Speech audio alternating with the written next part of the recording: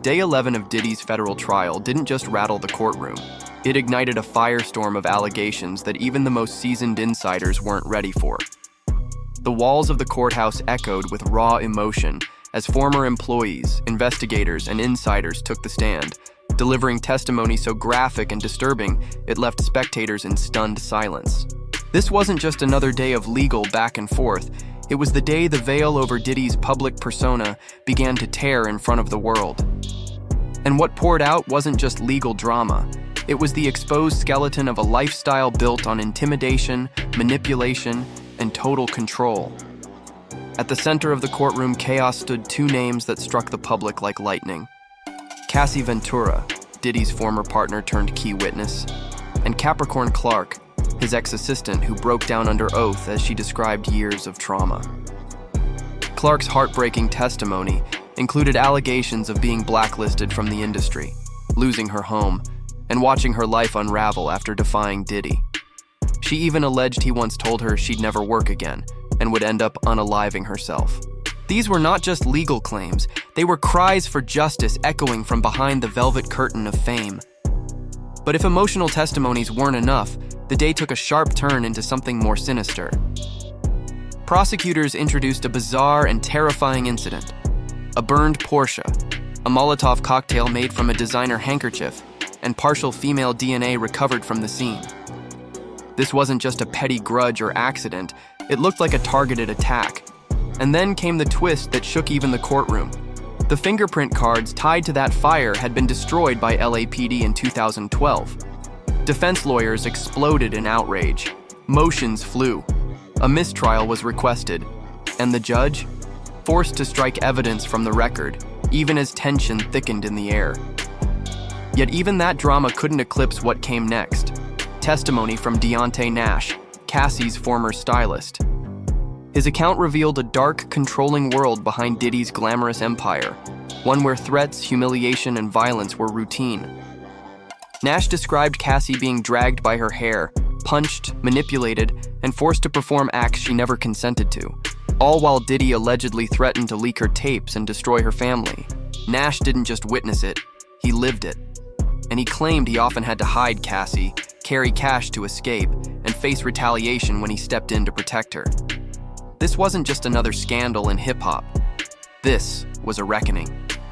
Day 11 exposed the crumbling foundations of an empire once thought untouchable.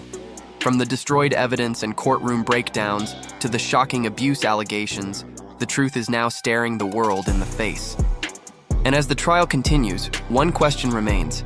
If this is what one day in court reveals, what else has been buried under the spotlight for decades? Keep watching, because the story is far from over. Cassie Ventura should have been in the headlines for a joyful reason, welcoming a new baby boy with her husband, Alex Fine.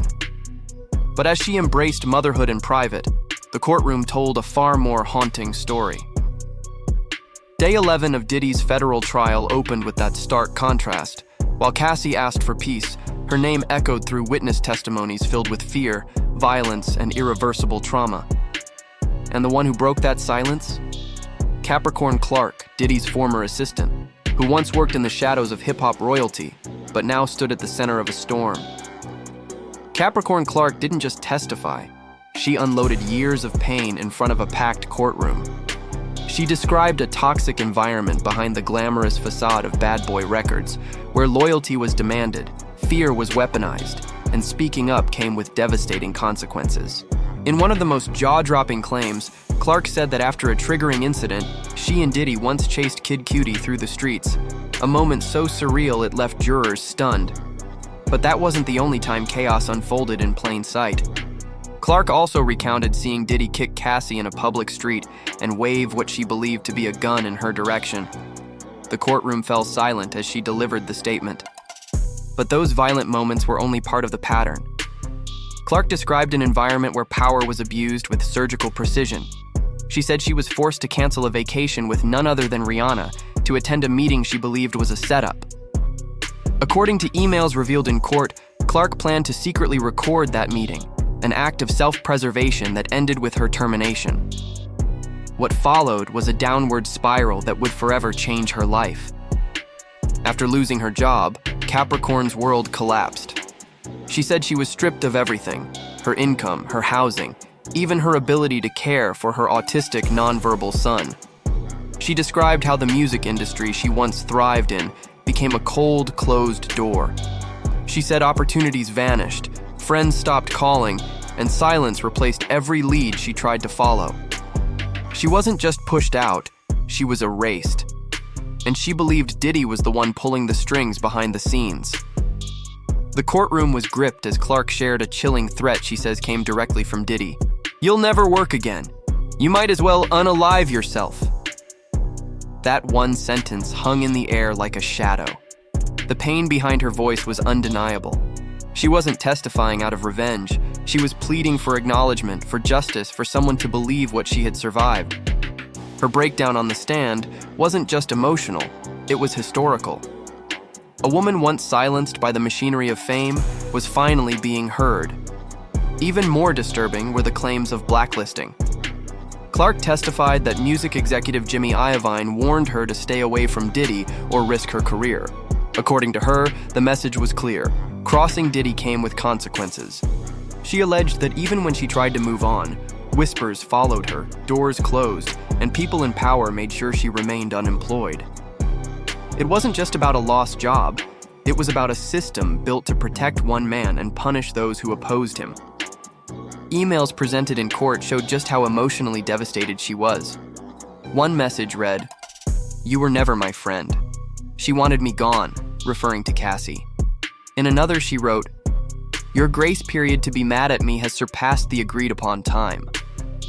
These weren't just digital records. They were written cries from someone drowning in isolation, begging for a second chance, and desperate to reclaim a life that fame had devoured. The jury wasn't just looking at a witness, they were watching a survivor piece herself back together on the stand. And yet, this was only the beginning of day 11. Capricorn Clark's testimony had blown the lid off what many suspected but few dared to say out loud. If even half of what she claimed was true, the courtroom wasn't just witnessing a legal case. It was the slow dismantling of an empire built on intimidation and fear. As her voice cracked under the weight of her truth, one thing became certain: the cost of silence in Diddy's world was far higher than anyone ever imagined. If Capricorn Clark's spoken words weren't enough to shake the courtroom, the emails presented as evidence did the rest.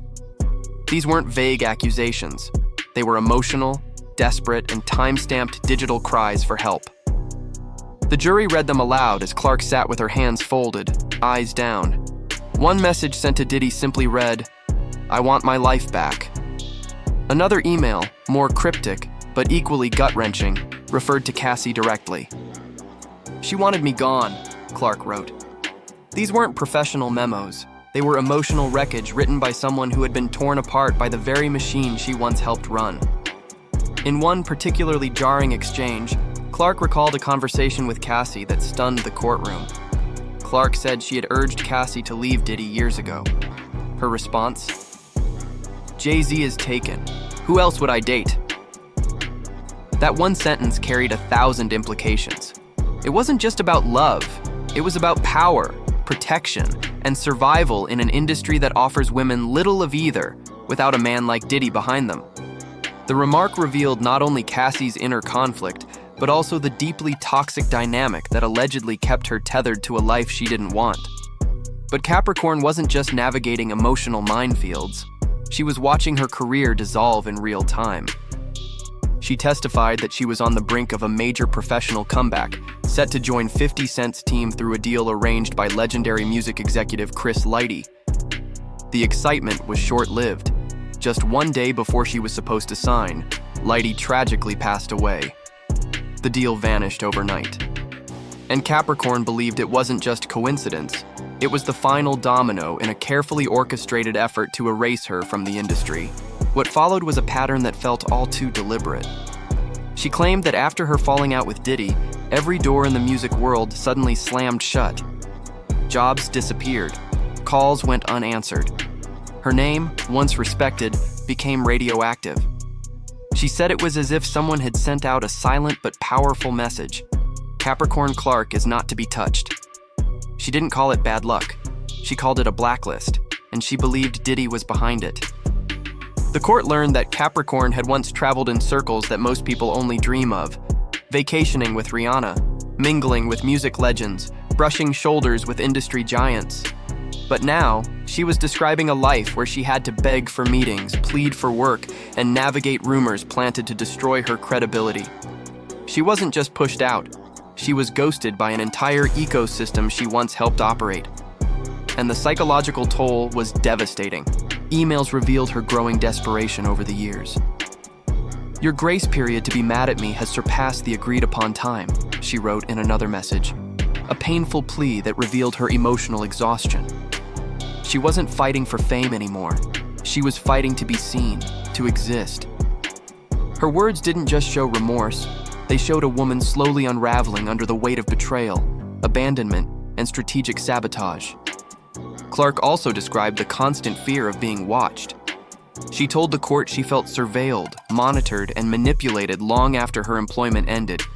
She said the intimidation didn't stop once she walked away, it simply changed form. Whispers followed her. People she trusted turned cold. Opportunities came and went without explanation. It was as if her entire professional identity had been scrubbed clean, replaced with silent warnings whispered behind closed doors. The courtroom sat in heavy silence as Capricorn's digital trail painted a damning picture of life after Bad Boy. She wasn't just collateral damage, she was a deliberate casualty. And her emails, like diary entries written in the aftermath of emotional warfare, now served as the clearest evidence of what she claimed was a campaign to destroy her. The question hanging in the air, how many others had suffered the same fate? Too scared, too silenced, or too erased to ever speak? Just when the courtroom seemed like it couldn't absorb any more chaos, Day 11 took a dark, cinematic turn.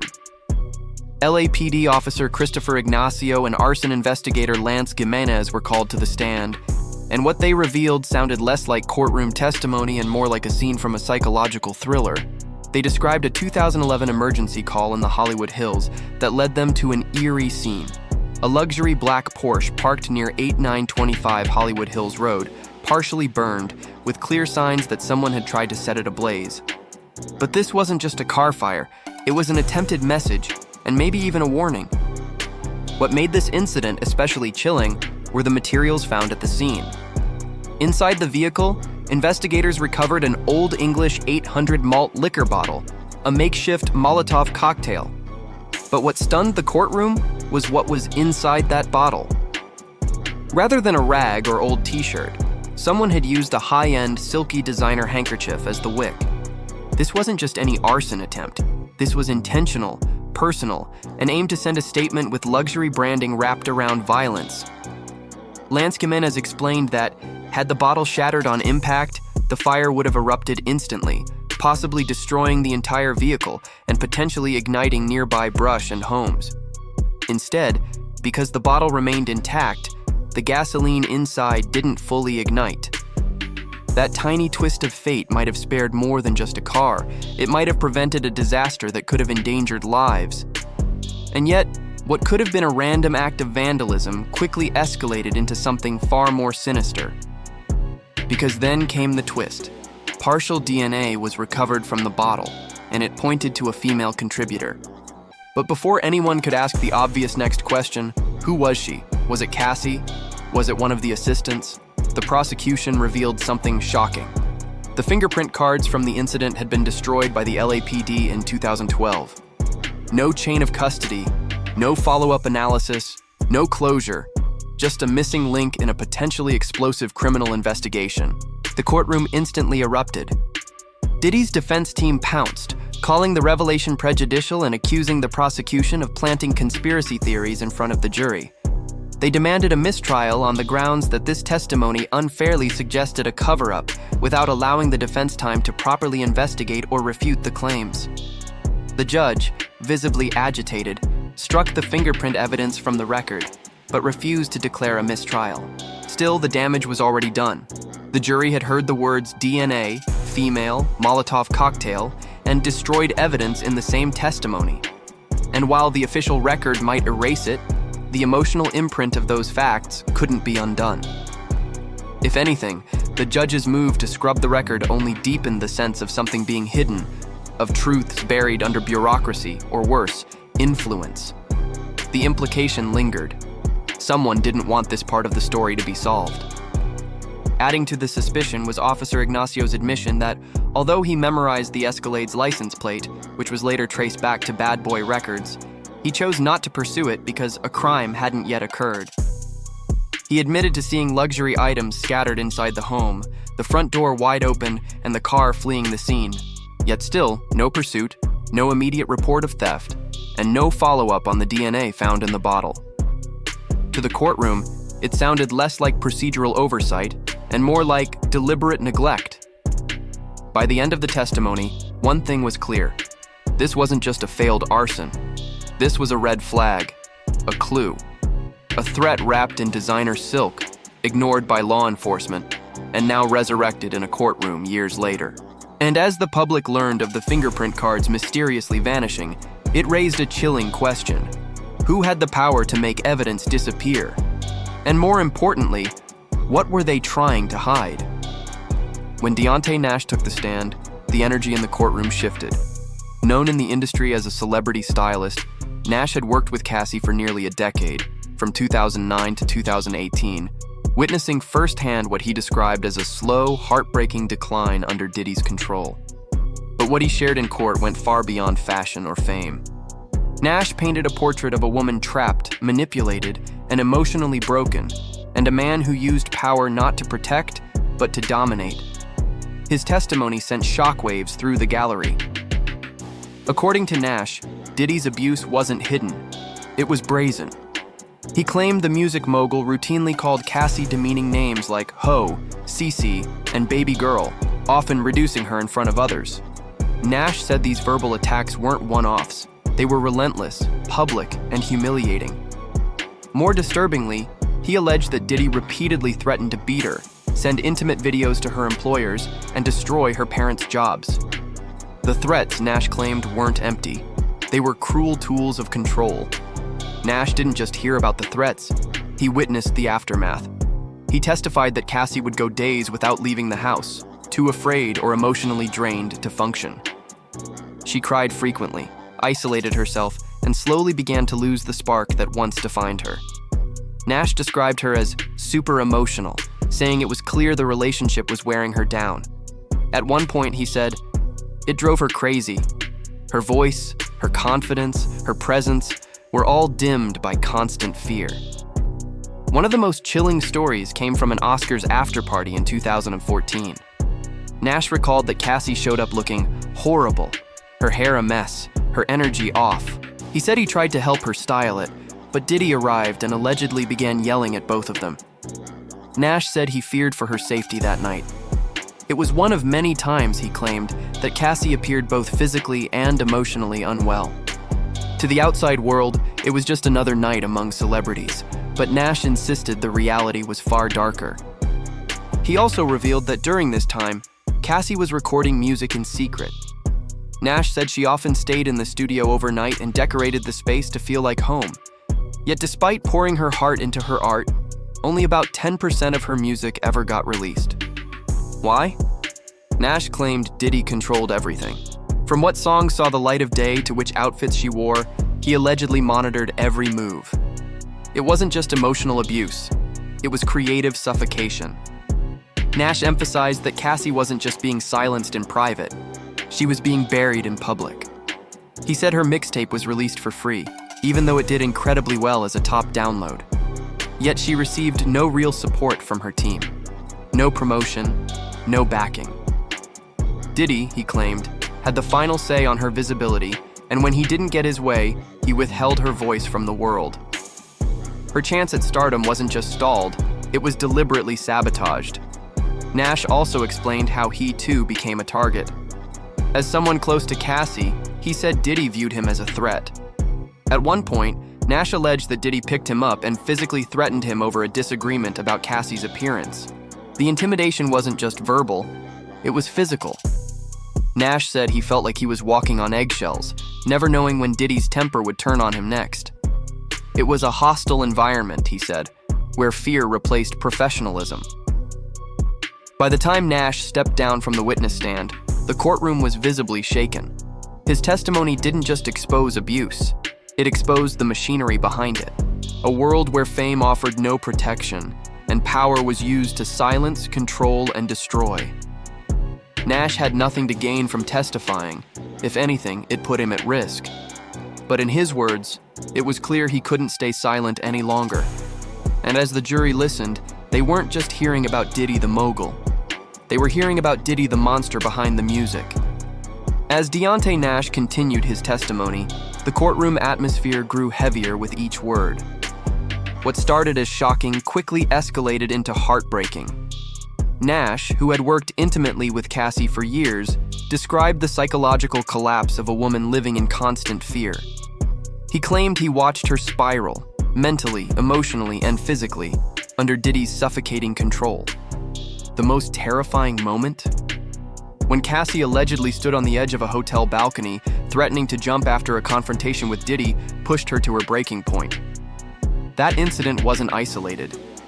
According to Nash, physical violence became routine. He recounted an especially brutal encounter involving himself, Cassie, and an assistant named Mia. He said they were helping Cassie pack for a trip when Diddy stormed in, furious. What happened next was chaos.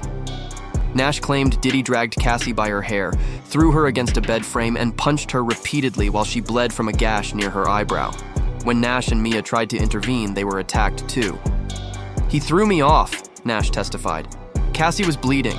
Mia was grabbing towels." Nash painted a portrait of life on the run, not from strangers, but from someone Cassie once trusted.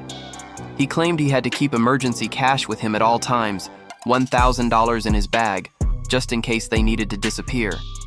There were no luxury getaways or glamorous parties. There were tense escapes, secret hotel check-ins, and silent panic.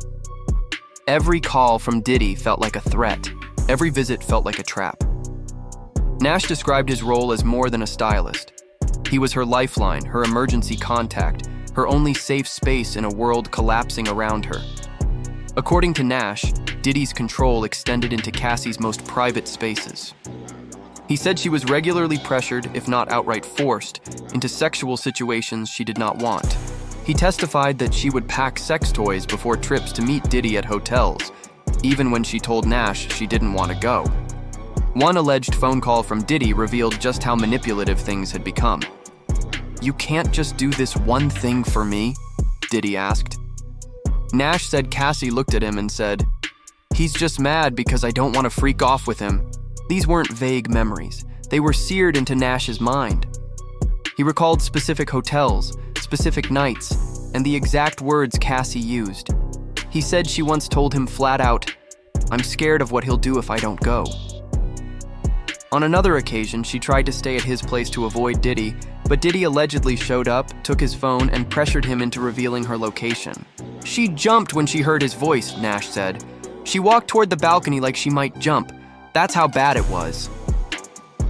Nash testified that Cassie wasn't just physically cornered, she was psychologically imprisoned. He said she couldn't make a move without Diddy's approval. If she went to a club, he'd call. If she didn't answer, he'd show up. Nash said it was common for Cassie to get dozens of calls a day, many of them threatening. Even when she managed to leave his presence, she never truly felt free. He had people watching her, people reporting back, Nash said. She was constantly looking over her shoulder. In another haunting moment, Nash described Cassie's 29th birthday. What should have been a celebration quickly turned into a nightmare. They were at a karaoke bar called the Blind Dragon, but Cassie wasn't in the mood to party. Diddy allegedly pressured her to leave with him and go to a hotel. When Nash asked her what was wrong, she said, "He's making me freak off with him tonight. That's why he's mad." It was the first time Nash said he heard her use that specific phrase, and it stayed with him. By the end of his testimony, the jury wasn't just listening. They were emotionally invested. Nash's words pulled back the curtain on a relationship that many once idolized, exposing the terrifying reality of what Cassie allegedly endured behind closed doors. It wasn't just manipulation. It was emotional warfare, physical abuse, and psychological destruction. And through it all, Cassie was fighting to hold on. not just to her freedom, but to her sanity. By the time day 11 reached its midpoint, the courtroom had shifted from a space of testimony to a battlefield. Diddy's legal team, now visibly agitated, fought to regain control after a bombshell moment involving destroyed fingerprint evidence. Prosecutors had introduced testimony about partial female DNA found on a Molotov cocktail, but then revealed that the fingerprint cards tied to that evidence had mysteriously been destroyed by LAPD in 2012. That revelation sent the defense into an uproar. Accusations of prosecutorial misconduct filled the room, and what followed was nothing short of procedural warfare. Diddy's lawyers immediately pushed for a mistrial, claiming the prosecution's line of questioning was not only prejudicial, but deliberately inflammatory. They argued that referencing destroyed evidence, especially without allowing a full cross-examination, planted suspicion in the minds of the jury. Defense attorney Alexander Shapiro was particularly vocal, accusing the prosecution of playing dirty by implying there had been a cover-up without proving it. The courtroom grew tense, and even the judge appeared visibly frustrated with the escalating back and forth. The judge eventually denied the mistrial motion, but acknowledged the gravity of the situation. He instructed jurors to completely disregard any testimony or implications involving the fingerprint cards. But in a high-profile case like this, where every detail is analyzed and replayed by the public, some damage can't simply be undone with a sentence. The words, "destroyed evidence" and "female DNA" had already made their way into the jury's consciousness, and the courtroom knew it. Diddy's legal strategy then took a sharp turn. Shifting focus from arson to Cassie herself, the defense demanded access to the details of her $10 million settlement with the Intercontinental Hotel, a separate but related incident that prosecutors claim plays a major role in the trial's larger narrative. The defense argued that these documents could reveal inconsistencies in her story, hinting that financial motives might influence her testimony. Their suggestion, if Cassie was paid to stay quiet once, could this be another case of her leveraging trauma for money? Cassie's legal team hit back with equal force. They called the demand invasive, irrelevant, and emotionally abusive, especially given that Cassie had just given birth. Her lawyers emphasized that Cassie had already testified openly about the hotel incident, and that the defense had every opportunity to question her during cross-examination. They accused Diddy's team of harassment, claiming the attempt to access her private legal records was less about truth and more about intimidation. The tension spilled beyond the courtroom walls, with whispers of legal overreach and ethical boundaries dominating conversations among reporters and trial watchers. What began as a legal dispute had morphed into a personal vendetta. Every motion, every objection, every sidebar felt like a chess move in a high-stakes psychological game. The judge found himself constantly having to mediate between fiery accusations and procedural boundaries, trying to keep the trial from collapsing under the weight of its own spectacle. Meanwhile, the public watched in disbelief as the trial veered from emotional testimonies to legal brinkmanship. For a moment, it wasn't about who had been hurt or who was telling the truth. It was about who could outmaneuver whom in the courtroom. The mistrial motion may have been denied, but the emotional impact remained. It reminded everyone watching that when power, money, and reputation are on the line, the courtroom becomes just another stage, and every move is calculated. And yet, through all the shouting and strategy, one truth stood out. The stories being told, especially by Cassie and her supporters, weren't just words. They were lived experiences. And as Diddy's defense tried to chip away at their credibility, the human toll of this case became harder and harder to ignore. The legal games may have gotten louder, but the voices of survivors were finally rising above them. If there was any illusion that Cassie Ventura's career was ever her own, Deontay Nash shattered it on the stand. As someone embedded in the daily workings of her life, Nash offered a chilling glimpse into how Diddy allegedly constructed a music industry ecosystem where every aspect of Cassie's identity, her voice, her image, her future, was controlled. According to his testimony, Cassie recorded hundreds of hours of music over the years, but only about 10% of it ever saw the light of day. The reason? Diddy, Nash claimed, blocked the release of nearly everything she made. That revelation stunned the courtroom. Cassie wasn't some aspiring unknown hoping for a break. She was already in the public eye. Yet, behind closed doors, Nash said, She was creatively suffocated. He claimed Diddy had final say over every song, every vocal, every lyric. Even her clothing choices, according to Nash, had to be approved. She wasn't allowed to present herself without his input, not in the studio, not on stage, and certainly not in the press. Her brand was being managed like a product, not a person. It didn't stop there. Nash revealed that even Cassie's business ventures were filtered through Diddy's control. She reportedly held partial ownership in the streetwear label Young and Reckless, but couldn't make a move without Diddy's sign-off. To the outside world, it looked like she was expanding her brand. Behind the scenes, Nash testified, it was a carefully orchestrated illusion. Nothing happened unless Diddy allowed it. Every success was filtered through his approval. Every opportunity came with strings. The courtroom sat in silence as Nash described how even the people Cassie worked with were handpicked by Diddy. Stylists, producers, assistants, many of them, Nash suggested, were loyal to Diddy first, not Cassie. That meant her ideas were often dismissed or reshaped. Conversations about her career were filtered through others. She was surrounded by a team, but still alone. Her voice wasn't just unheard, it was muted by design. The courtroom wasn't just hearing about romantic abuse anymore, they were hearing about professional sabotage. Nash's testimony painted a damning picture of what happens when a powerful man uses the machinery of the entertainment industry to control the very people it claims to uplift. He said, Cassie constantly walked on eggshells, terrified of making a misstep that would trigger retaliation. Public appearances were performances, studio sessions were surveillance, even moments of success felt like traps. She was a rising star, but her rise was being tightly managed by the man who claimed to love her. For Cassie, this wasn't just about lost music, it was about lost identity.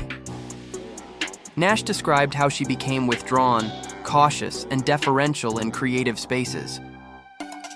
Meetings were no longer about innovation, but about approval.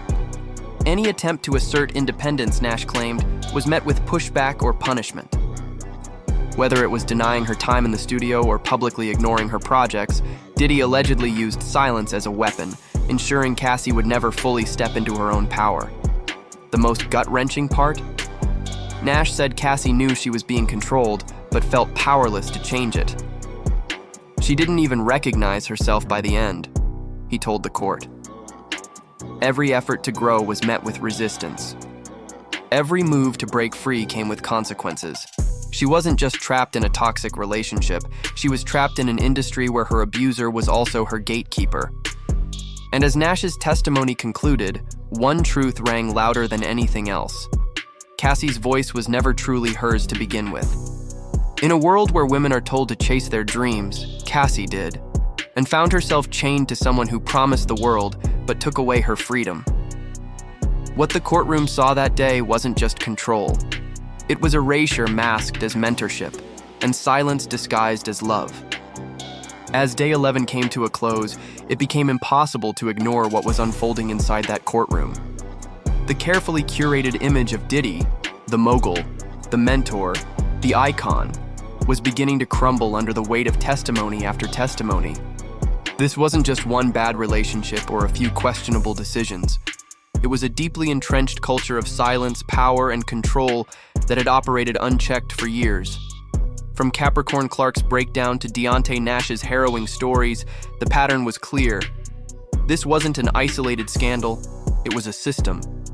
A system where fame provided a shield and fear kept everyone quiet. But not anymore. The trial exposed more than just Diddy's alleged actions.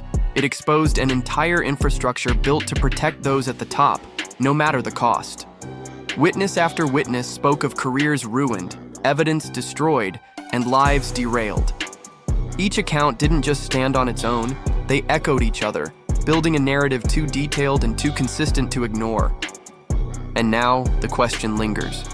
If this is what came out in just one day, what's still hidden behind closed doors? The mask has slipped, and the fallout? It's only just beginning.